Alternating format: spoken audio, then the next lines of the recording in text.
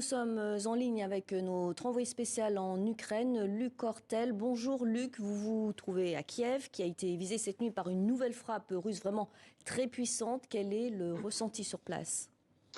Bonjour Pascal, je me rends tout à l'heure sur la zone de cette nouvelle frappe qui a frappé le quartier de Podil, mais ce que je peux vous dire pour l'heure, c'est que les bombardements qui touchent quotidiennement le nord-ouest de la capitale, les habitants de Kiev ne s'y habituent pas. Hier, je me trouvais dans une zone résidentielle frappée en début d'après-midi.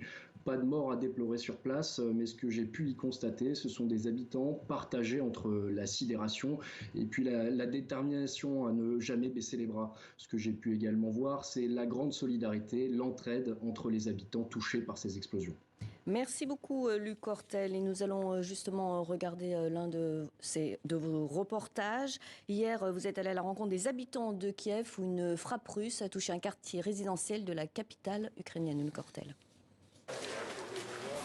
Quelques heures après l'impact, les habitants de ce quartier du nord-ouest de Kiev restent en état de choc. Intercepté par les défenses antiaériennes, un missile russe s'est écrasé au pied de cet immeuble de 10 étages. Selon un bilan provisoire, aucun mort n'est à déplorer, mais le souffle de l'explosion a blessé 7 personnes et infligé d'importants dégâts matériels.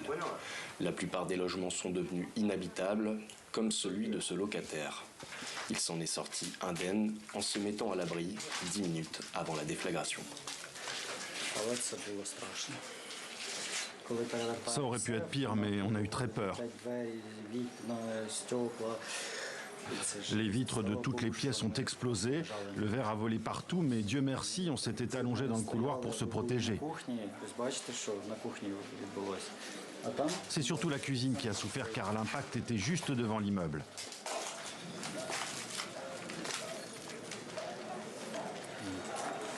Une vingtaine de familles logent dans cette tour devenue délabrée. Après avoir constaté les dégâts, les résidents nettoient les débris dans ce qu'il reste de leur appartement. Dans les escaliers, le voisinage multiplie les allers-retours pour apporter de l'aide. Certains locataires n'ont d'autre choix que de rester habités là.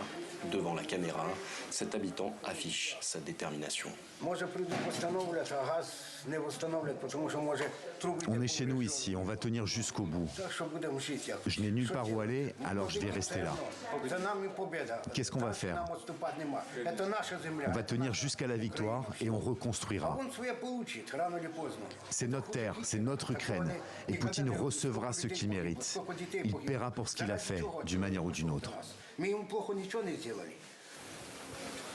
Le bilan aurait pu être bien plus lourd car au pied de l'immeuble se trouve un jardin pour enfants et à quelques centaines de mètres de là, une école maternelle. Les autres tours ont également été touchées par le souffle dans cette partie du quartier Sviatochinsky. Au milieu des décombres, cette babouchka ne veut pas y croire. On s'attendait à la guerre, mais on ne s'attendait pas à ça. Les enfants sont partis, mais nous, on n'a nulle part où aller. Je me déplace avec des béquilles. Je suis retraitée. Je n'ai plus d'appartement. Je ne sais pas quoi faire. Et ça va continuer. Alors que la nuit tombe, d'autres explosions viennent de retentir. Ceux qui ne participent pas au déblaiement sont priés d'évacuer la zone au plus vite.